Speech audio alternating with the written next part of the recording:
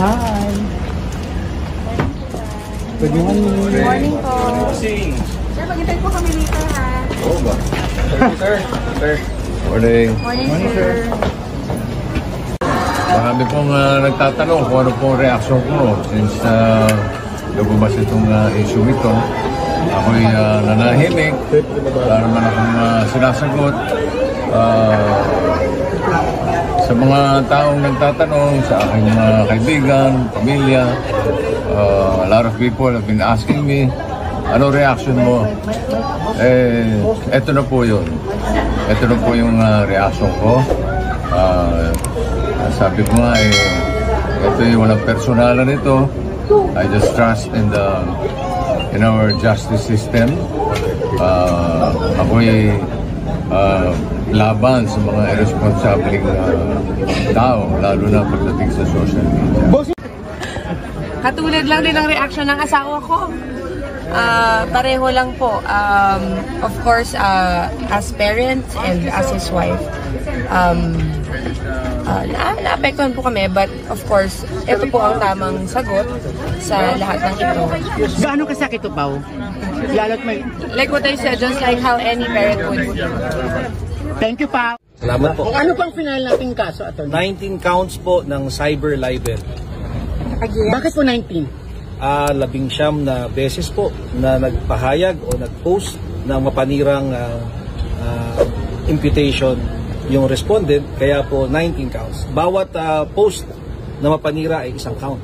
Sino-sino po ang mga nirereklamo or kinokomplain? Dito po sa criminal case, ang pinailan po natin ay si Mr. Daryl Yap.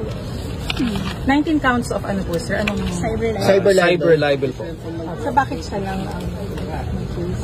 Ang case po natin ay cyber libel, anyone who caused the publication. So siya po ang sinasabi naming nag-cause ng publication ng mga malicious and defamatory statements. Sir, how about yung mga nag-share na? Merong hiwalay na kaso para doon. Yun po yung writ of habeas data na nauna na namin na i-file. Hinihintay na lang namin ang utos ng korte kung ito ay kinakatigan o hindi.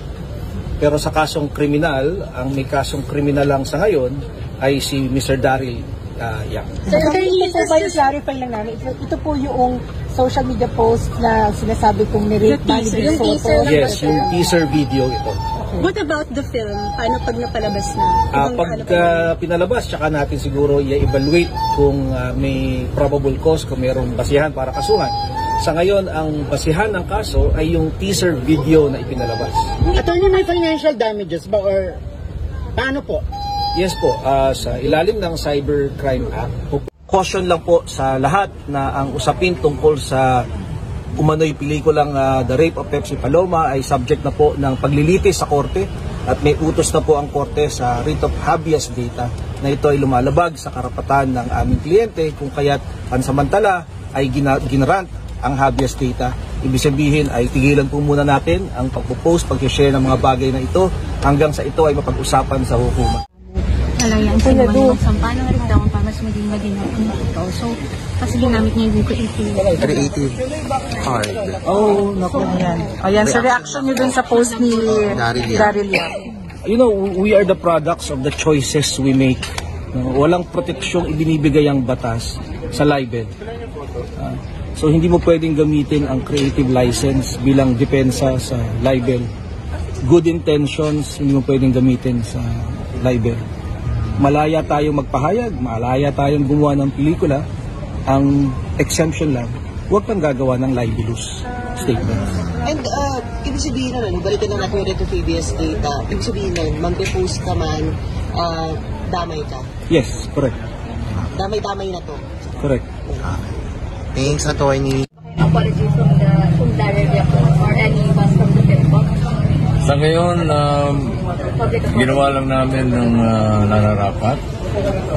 Kung ano yung nararamdaman ko. Ito na po yun. Nakalagay na po, nakasulat na po lahat sa papel. Napirmahan ko na. Nakapag-oath taken na ako sa fiscal. Kung ano man ang mangyayari susunod, yun po ang aabangan natin. Bossing, may damages na pera. Okay, kung ano man. Si Atty. De la Cruz ang... Bossing, message na lang sa family. Apa. Family Family ni nyo. Pepsi Paloma. Meron po ba? Wala muna. No comment tayo. Sa family niya po? Sa family ko, salamat. Araw-araw ko naman sila nakakausap. Thank you sa support. At huwag silang maglala. Kaya-kaya ko itong laban natin. Sir, ano panawagin niyo na lang for justice? Ano pong gusto niyo maging outcome? Kahinap na nito. Atty. de la Cruz, sabi, say that. Thank you po. Salamat po.